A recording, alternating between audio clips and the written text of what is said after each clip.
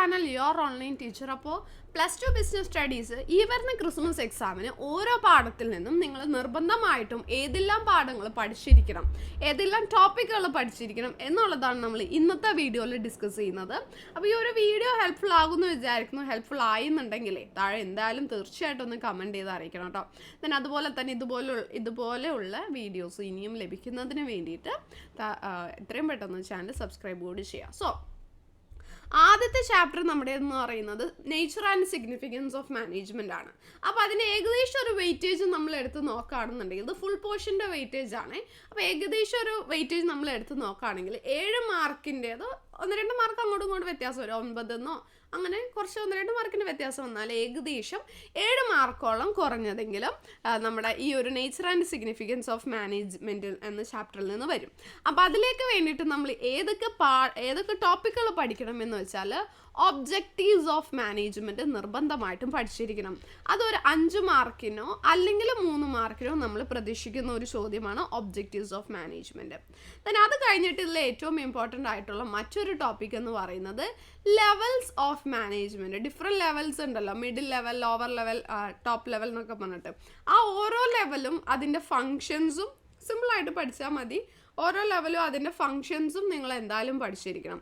പിന്നീട് അത് കഴിഞ്ഞിട്ട് ഇമ്പോർട്ടൻ്റ് ആയിട്ടുള്ളത് കോർഡിനേഷൻ്റെ ഇമ്പോർട്ടൻസ് ആണ്. ഓക്കെ, കോർഡിനേഷൻ്റെ ഇമ്പോർട്ടൻസ്, ഇത്രയും കാര്യങ്ങളാണ് ഏറ്റവും ഇമ്പോർട്ടൻ്റ് ആയിട്ട് ഈ ഒരു ചാപ്റ്ററിൽ നിന്ന് നിങ്ങൾ പഠിക്കേണ്ടത്. ഒന്ന് നോട്ട് ചെയ്ത് വെച്ചേക്കാട്ടെ, നിങ്ങളുടെ ടെക്സ്റ്റ് ഉണ്ടാവുമല്ലോ, അതിലേക്ക് ഒന്ന് മാർക്ക് ചെയ്തേക്കാം. ഓക്കെ, അപ്പോൾ ഫസ്റ്റ് ചാപ്റ്റർ നിങ്ങൾക്ക് ക്ലിയർ ആണെന്ന് വിചാരിക്കണോ, ഏതൊക്കെ ടോപ്പിക്കിന് കൂടുതൽ ഇമ്പോർട്ടൻസ് കൊടുക്കണമെന്നുള്ളത്. ദെൻ രണ്ടാമത്തെ ചാപ്റ്ററാണ് പ്രിൻസിപ്പിൾസ് ഓഫ് മാനേജ്മെൻറ്റ്.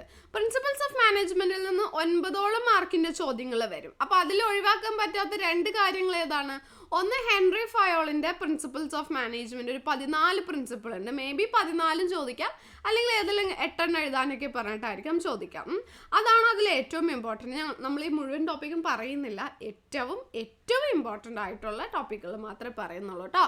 പിന്നെ സയൻറ്റിഫിക് ടെക്നിക്സ് ഉണ്ടല്ലോ, 7 സയൻറ്റിഫിക് ടെക്നിക്സ് വരുന്നില്ലേ, അതും പഠിക്കണം. അത് രണ്ടുമാണ് ഇതിലെ ഏറ്റവും ഇമ്പോർട്ടൻ്റ് ആയിട്ടുള്ള ടോപ്പിക് എന്ന് പറയുന്നത് കേട്ടോ. ദെൻ മൂന്നാമത്തെ പാഠമാണ് ബിസിനസ് എൻവയോൺമെൻറ്റ്. ബിസിനസ് എൻവയോൺമെൻറ്റിൽ നിന്ന് 6 മാർക്കിൻ്റെ ചോദ്യമാണ്, ഏകദേശം ഒരു 6 മാർക്കിൻ്റെ ചോദ്യം പഠിക്കുന്നത് നമ്മൾ എക്സ്പെക്ട് ചെയ്യുന്നത്. അതിൽ മെയിൻ ഇമ്പോർട്ടൻറ്റ് ക്വസ്റ്റ്യൻ എന്ന് പറയുന്നത് ഡയമെൻഷൻസ് അല്ലെങ്കിൽ ഫാക്ടേഴ്സ് ഓഫ് ബിസിനസ് എൻവയോൺമെൻറ്റ്. ഒരു 5 ഫാക്ടർ വരുന്നില്ലേ, social environment, economic environment, technological, political, legal എന്ന് പറഞ്ഞിട്ട് അതും പഠിക്കണം. പിന്നെ നിങ്ങൾ എന്ത് പഠിച്ചാൽ മതി?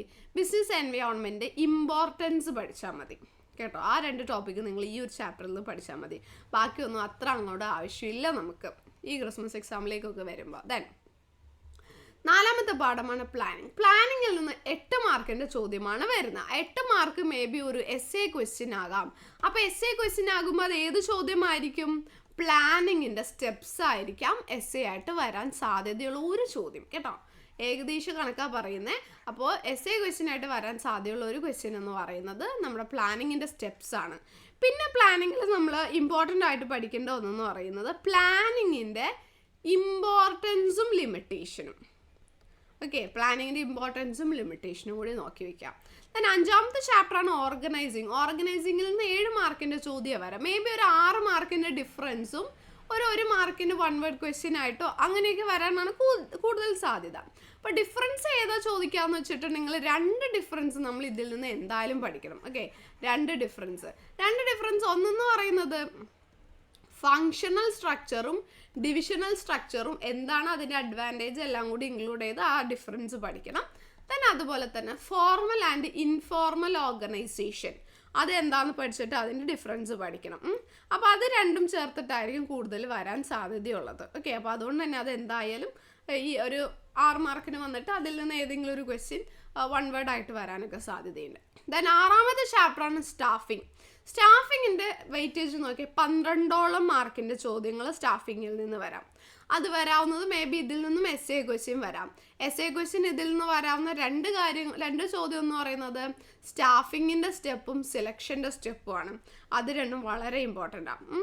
പിന്നെ പഠിക്കേണ്ടത് external sources of recruitment. Okay, external sources of റിക്രൂട്ട്മെൻറ്റും എസ്സേ ക്വസ്റ്റ്യൻ ആയിട്ട് പ്രതീക്ഷിക്കുന്ന ഒരു ചോദ്യമാണ്. പിന്നെ നമ്മൾ ഇതിൽ പഠിക്കേണ്ടത് on the job and off the job training methods എന്തായാലും പഠിച്ചിരിക്കണം കേട്ടോ.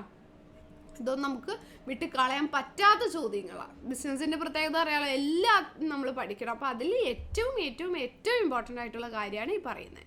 ദെൻ 7ാമത്തെ ചാപ്റ്ററാണ് ഡയറക്റ്റിംഗ്. ഡയറക്റ്റിങ്ങിന് നോക്കി 14 മാർക്കോളം ഡയറക്റ്റിങ്ങിൽ നിന്ന് വരുന്നുണ്ട്. സോ ഇതിൽ നിന്ന് ചെറിയ ചെറിയ ക്വസ്റ്റ്യൻസ് 3 മാർക്കിൻ്റെ 4 മാർക്കിൻ്റെ ഇതൊക്കെ ആയിട്ട് ഒത്തിരി ക്വസ്റ്റ്യൻസ് വരാൻ സാധ്യതയുണ്ട്. അപ്പോൾ അങ്ങനെ വരാൻ സാധ്യതയുള്ള ഒരു ചോദ്യം എന്ന് പറയുന്നത് Maslow's need hierarchy theory. Okay, ആ ഒരു ട്രയാങ്കിൾ നിങ്ങൾ എന്തായാലും വരയ്ക്കണം കേട്ടോ. മാസ്ലോസ് നീഡ് ഹൈറാർക്കി തിയറി നിങ്ങൾ പഠിക്കണം. പിന്നെ നിങ്ങൾ ഇതിൽ പഠിക്കേണ്ടത് കമ്മ്യൂണിക്കേഷൻ്റെ പ്രോസസ്സ് ഉണ്ടല്ലോ, ആ ഫ്ലോ ചാർട്ട് വരയ്ക്കണേ. ക്വസ്റ്റ്യൻ വന്നാൽ നിങ്ങൾ ഫ്ലോ ചാർട്ട് വരയ്ക്കണം. നിങ്ങളോട് ചോദ്യത്തിൽ പറയില്ല ഫ്ലോ ചാർട്ട് വരയ്ക്കാൻ വേണ്ടിയിട്ട്, പക്ഷെ നിങ്ങൾ എന്തായാലും വരച്ചിരിക്കണം. പിന്നെ നിങ്ങൾ ഇതിൽ നിന്ന് പഠിക്കേണ്ടത് formal and informal communication networks ഉണ്ടല്ലോ, ആ നെറ്റ്വർക്ക്സ് പഠിക്കണം. ഓക്കെ, ദെൻ 8ാമത്തെ ചാപ്റ്ററാണ് കൺട്രോളിങ്. കൺട്രോളിങ് എന്ന് പറയുന്നതിൽ നിന്ന് 6 മാർക്കിൻ്റെ ചോദ്യം വരാം. 6 മാർക്കിൻ്റെ ചോദ്യമാണ് ഏകദേശം വരാം. അപ്പോൾ അതിൽ ഏറ്റവും ഇമ്പോർട്ടൻ്റ് എന്ന് പറയുന്നത് കൺട്രോളിങ്ങിൻ്റെ സ്റ്റെപ്സാണ്. ഓക്കെ, കൺട്രോളിങ്ങിൻ്റെ സ്റ്റെപ്സും പിന്നെ കൺട്രോളിങ്ങിൻ്റെ ലിമിറ്റേഷനും നിങ്ങൾ നോക്കിയാൽ മതി, വേറെ ഒന്നും നോക്കണമെന്നില്ല കേട്ടോ. ദെൻ ലാസ്റ്റ് ചാപ്റ്ററാണ് ഫിനാൻഷ്യൽ മാനേജ്മെൻറ്റ്. ഫിനാൻഷ്യൽ മാനേജ്മെൻറ്റ് കുറച്ച് ബുദ്ധിമുട്ടുള്ള ചാപ്റ്ററാണ്, പക്ഷേ അതിൽ നിന്ന് 13 മാർക്കിൻ്റെ ക്വസ്റ്റ്യൻസ് വരാൻ സാധ്യതയുണ്ട്. അപ്പോൾ ഫിനാൻഷ്യൽ മാനേജ്മെൻറ്റിൻ്റെ ഫങ്ഷൻസ് അല്ലെങ്കിൽ അതിലെടുക്കുന്ന 3 ഡിസിഷൻസ് ഏതൊക്കെയാണ്? Investment decision, financing decision, dividend decision, അത് പഠിക്കണം. പിന്നെ എന്താണ് ക്യാപിറ്റൽ സ്ട്രക്ചർ? ക്യാപിറ്റൽ സ്ട്രക്ചറിനെ അഫക്റ്റ് ചെയ്യുന്ന ഫാക്ടേഴ്സ് ഏതൊക്കെയാണ്? അത് നിർബന്ധമായിട്ടും പഠിക്കണം. അതുപോലെ തന്നെ വർക്കിംഗ് ക്യാപിറ്റലിനെയും ഫിക്സഡ് ക്യാപിറ്റലിനെയും അഫക്റ്റ് ചെയ്യുന്ന ഫാക്ടേഴ്സും ഇതിലുണ്ട്. അത്രയും എന്തായാലും പഠിച്ചിട്ടേ പോകാവൂ.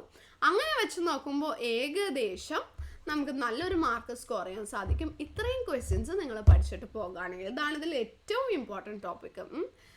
അപ്പോൾ എന്തായാലും പഠിക്കുക. വീഡിയോ ഹെൽപ്ഫുൾ ആയിട്ടുണ്ടാവുമെന്ന് വിചാരിക്കുന്നു. താങ്ക്